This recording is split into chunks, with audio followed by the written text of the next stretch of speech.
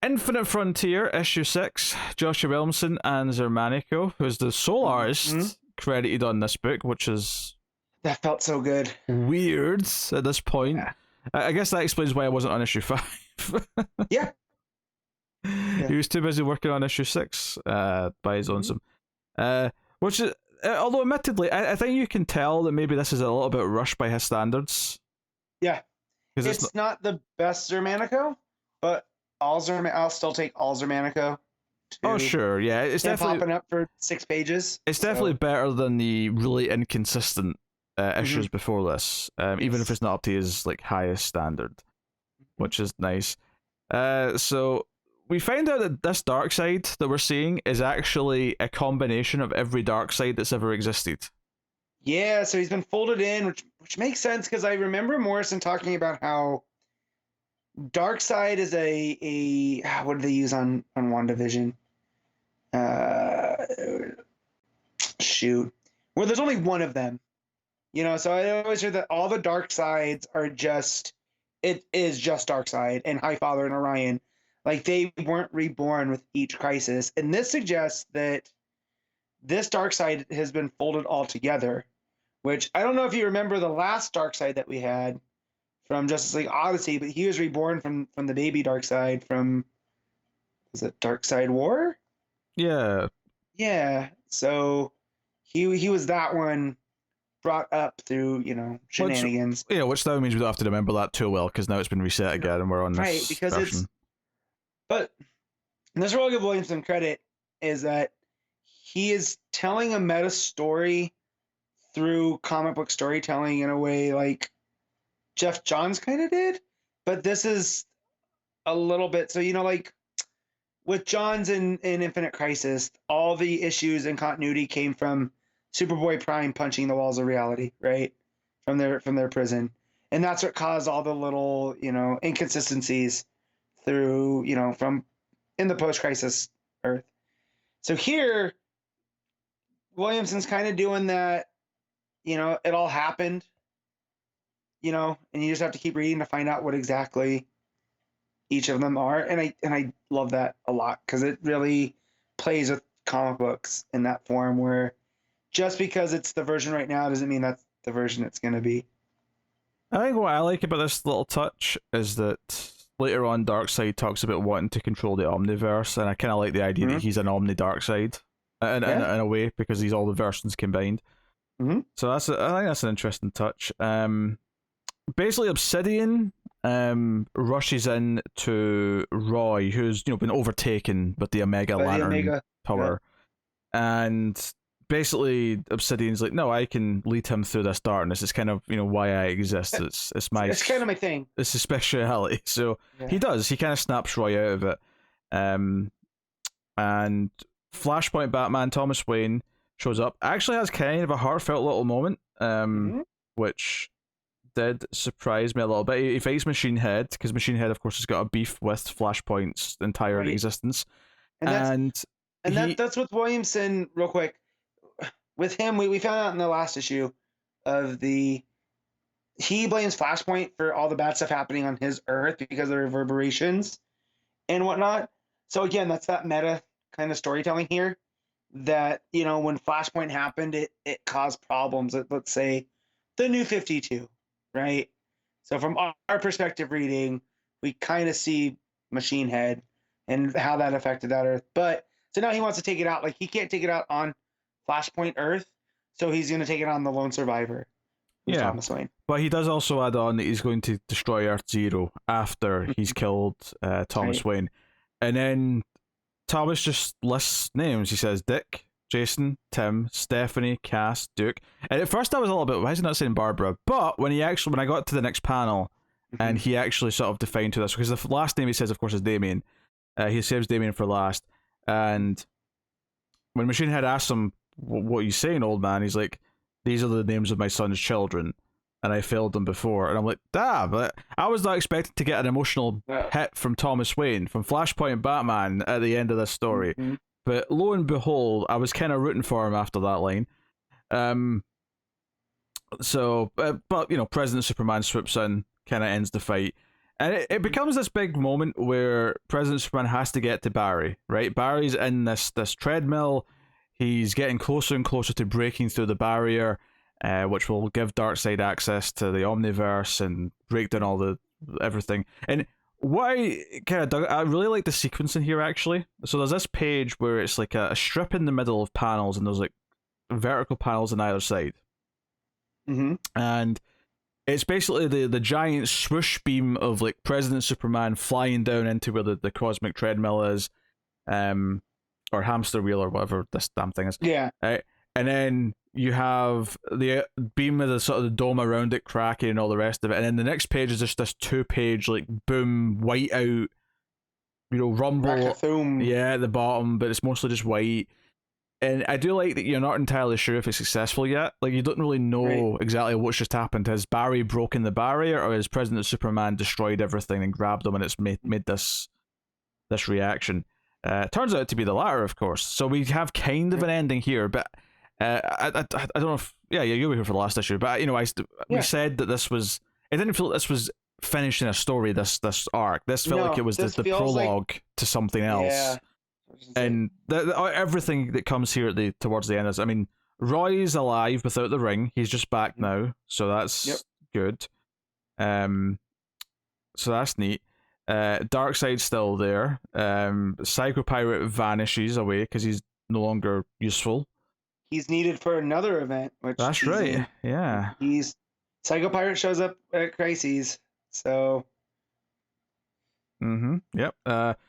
So that's super interesting. And when Machine Head tries to convince Darkseid that he can still help fix this, Darkseid just whips out the Omega beams and kills him. Omega beamed. Yeah. I always love the herky jerkiness of the Omega. It's not a straight line ever, and I love that aspect. And it looks like Zermanico had some fun. It almost looks like a heartbeat to me, like a heartbeat form. It always has that kind of rigid effect to it. You always do that, but yeah, you're right. It's got kind of a heart rate monitor kind of look to it. Mm-hmm. So the metaphorical V trigger from Omega was delivered. So really good. And then even the panel at the top of the page after that, which is just like him looking down at us, the reader, with the beams coming down either side, is really neat. But what's interesting here is he does not kill all of the heroes, right? And that's something that they themselves question when they get back. And everyone seems to have been sent back to where they should be. Harbinger back at the the Justice Incarnate's headquarters. That seems to be functioning again. And it says that some of this will be explored in that miniseries we're getting, Justice League Incarnate, which starts in November. Obviously, we're going to be reading that because I'm really curious to see where all this shit's going. Mm-hmm. But there's a lot of epilogue stuff here. You have Roy drinking a beer, which is apparently brewed from multiple Earths. Yeah. Sure. Multi brewery, which cracks me up because, of course, if you know anything about craft beer, they have the silliest names. So, of course, in a universe that knows the multiverse exists, someone's going to cash in on that. Oh, for sure.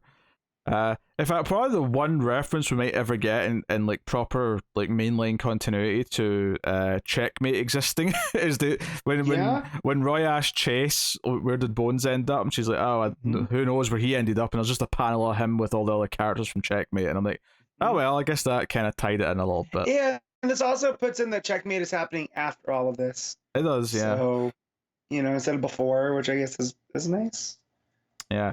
So the JSA are trying to monitor what Darkseid and what Psycho Pirate was doing, try to figure things out. Chase is looking in. I really like this scene though, because obviously this is all just clearing up loose ends, this first part, but then it gets to the really interesting part of the scene, which is Roy asks how Bones convinced her to be involved in all this.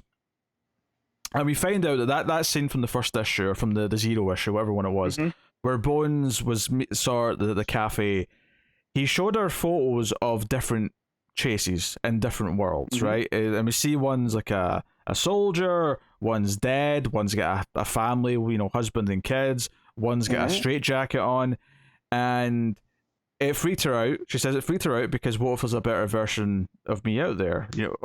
Which version is the bad version? Is Extract the bad version? What is it?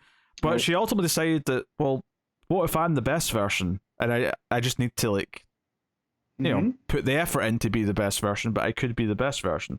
So it's this kind of optimistic thing. It does tease at the end of this scene that where you're probably going to see Roy next is in the Teen Titans book, which is a shame because we're not going to see it. Because we won't. Yeah, we won't. But it does make sense. It makes sense that he goes there first, at least for a brief visit. Well, we also know his daughter's active in Gotham, so maybe. Catwoman makes the most sense for him to eventually end up. Right. I think that's fair. So Extract though is still around. We go to Earth Omega, which they don't know where Earth Omega is. Earth Omega's vanished from sight. Well, it's that, and they don't really know what Earth Omega is. It's like almost a world in between worlds. Because they say that, I think it's President Superman, when he's talking about where it's at, like, where are they? So yeah. Yeah, so we see on Earth Omega, Extract is pledging allegiance to Darkseid. Darkseid's usual cronies are there, So you got Steppenwolf, Desaad, Calabac. I always forget his daughter's name. Grail, and then Granny Goodness. So they're almost looking like a dark quintessence, if you ask me. And we get hints of some other villains. Upside Down Man's there. Eclipso's there.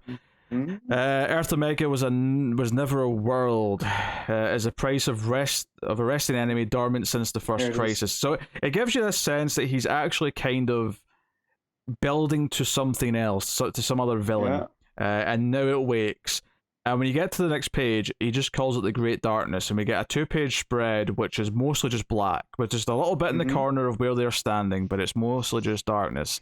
And he specifically mentions that this is something that was, it's not been around since the first crisis. So, a lot of speculation there, and obviously there's the epilogue to get to. But even just this on its own felt like a big tease to me. It felt like, okay, this feels like we're doing a crisis soon. And then this epilogue kind of adds on to that it's maybe going to be a crisis with a twist, with a gimmick, as it were. So Barry never returned to where he was supposed to go. Barry was still in the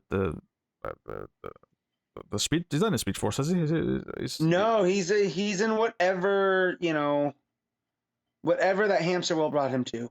Well, so it's not the Speed Force. Well, when he gets out, yeah. But I'm just mean when he's still running in the energy, right? I'm like, is that technically the Speed Force? Is that whatever? I don't know. Anyway, but he lands somewhere, right?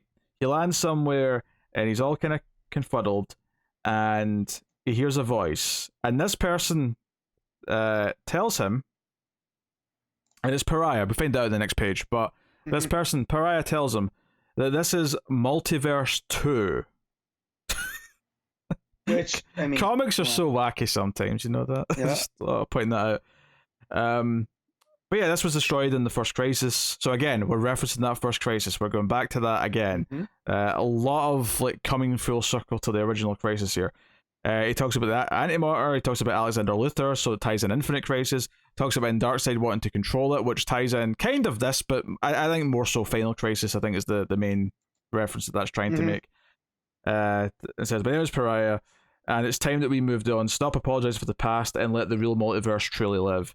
And he touches Barry, who sort of fades to white as if he's sort of been dismantled. But then, at the panel at the bottom, he's reformed in classic comic book art. And the final page of this comic book is Barry, who is now on Earth Flash 1.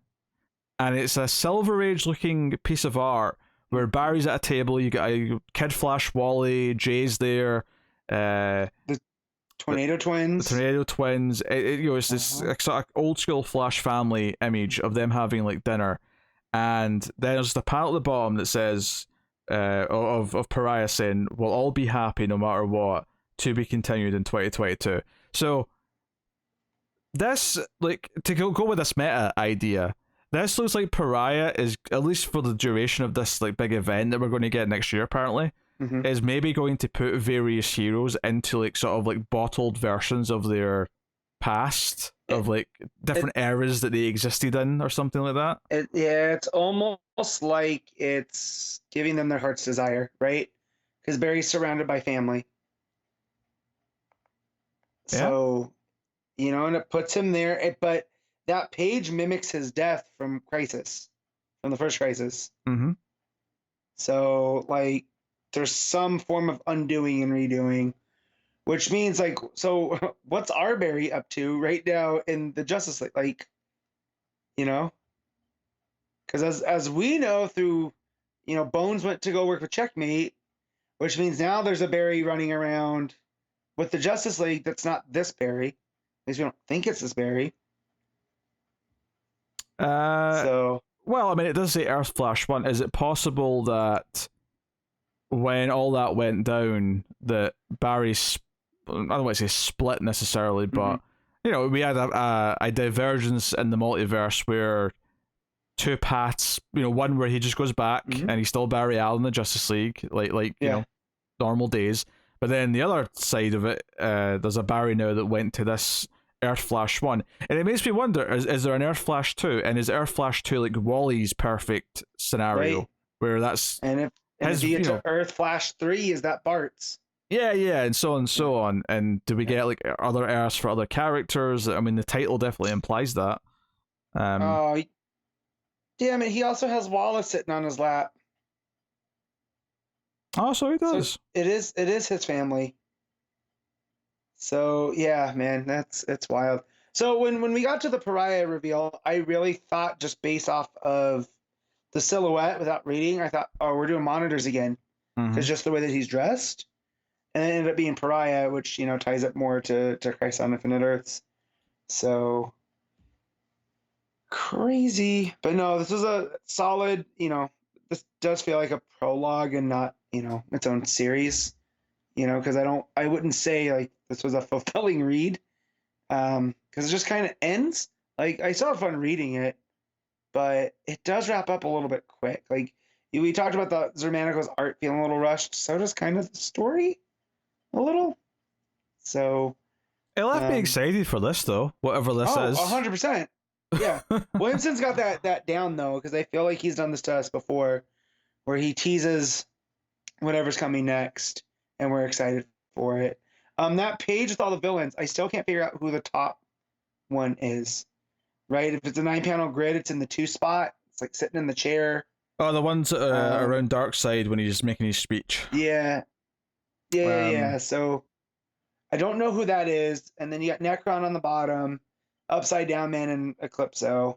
Could that be Trigon? Maybe. Although if it's Trigon, I mean, Trigon cuts a different figure usually. So unless this is a new... He's in silhouette, so we get like a big beast. Yeah. There's a horn. I'd have to go check what Trigon's horns look like. But, yeah. I mean, Trigon would make a lot of sense for the threads. Yeah, I think you're right. I think it is Trigon. It's a different version, but his horns do spike up like antlers like that. Okay. Well, that's cool. But he's not as beastly in that image, you know what I mean? Like, it's almost like a diminutive Trigon. I think the meta aspect of Pariah being this character who wants to restore everything from before Crisis, because I think because of our age range, right, in our generation, we often wanted to talk about going back to post-Crisis, but there are an older generation who miss pre-Crisis, and right, having a story that kind of tackles that idea a little bit, if not does something permanent with it. Now, admittedly, I don't feel like we need to fix anything now. I feel like ever since I really feel since Snyder did the Omniverse, ever since Death Metal, basically, it feels like everything kind of got fixed anyway, enough to the point where it doesn't feel like we have to correct the continuity anymore.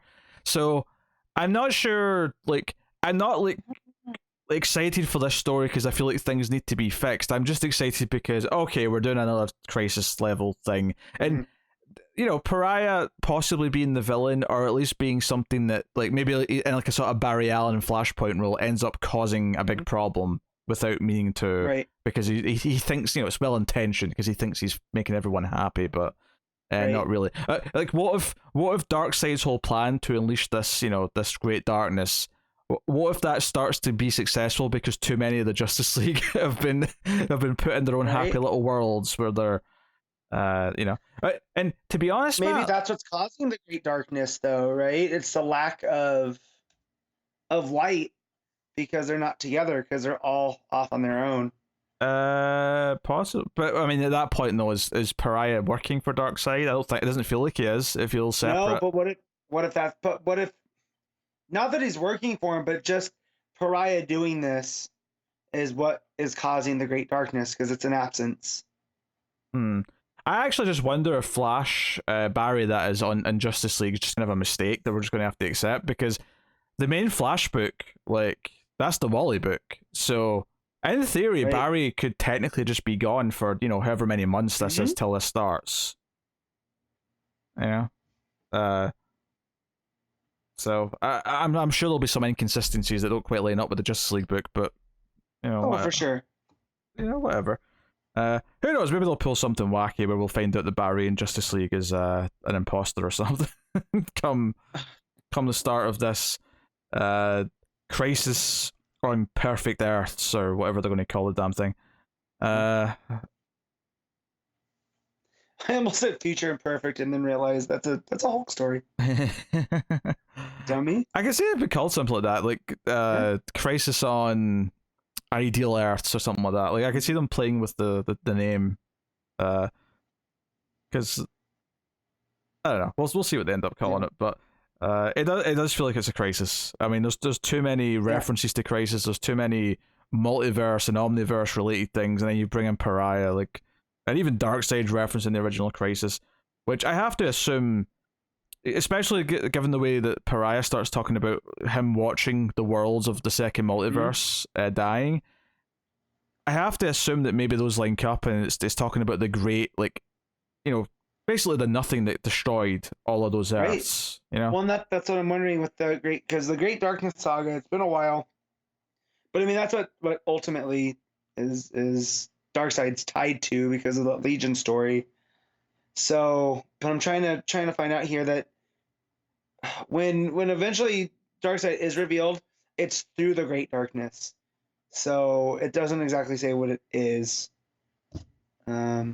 Maybe Williamson's going to add some new things to this lore. Maybe come event time.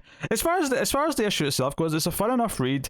I particularly and there's a couple of key moments that I think are really stand out. Like, I think Thomas Wayne saying that he's going to protect his son's family.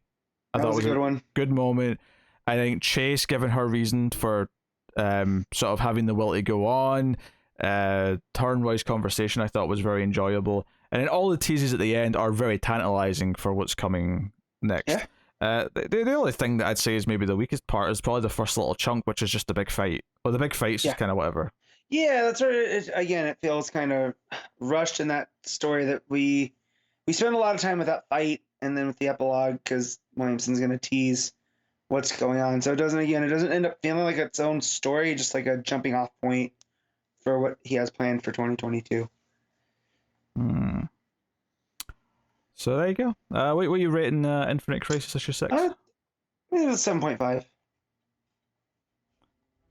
I'll go 8. I think those standout moments in my excitement for whatever this is going to be raises it a little bit.